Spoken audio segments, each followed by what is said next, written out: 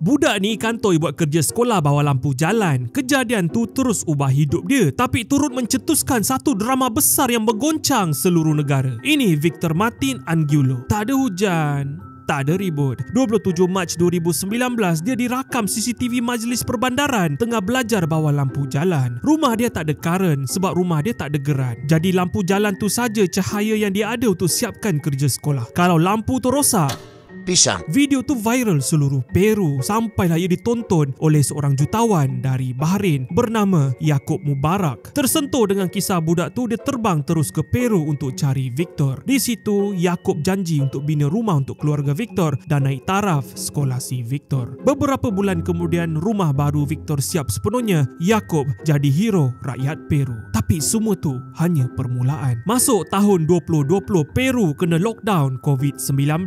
Si Yaqub pula sibuk turun padang jumpa orang bagi bantuan makanan. Masa tu ada undang-undang tak boleh keluar sesuka hati. Yaqub terus disiasat oleh kerajaan Peru kerana melanggar peraturan darurat COVID. Drama jadi besar. Media Peru mula kupas latar belakang dia. Sumber kekayaan dia pun mula dipersoalkan. Akhirnya Immigration Peru keluarkan kenyataan Yaqub Mubarak dilarang masuk Peru. Boom! Si Yaqub kena ban. Si Yaqub merajuk, dia update berita tu di muka buku. Selepas semua saya buat untuk tanah air kedua saya, sekarang saya tak dibenarkan masuk. Rakyat Peru berpecah dua. Ada yang marah kerajaan, ada juga yang sokong sekatan. Dan sejak tu si Yaqub tidak pernah kembali ke Peru. Tiada update tentang si Victor. Kisah ini yang dulu viral perlahan-lahan hilang di telan masa. Moral of the story, Victor dapat rumah, si Yaqub kena marah.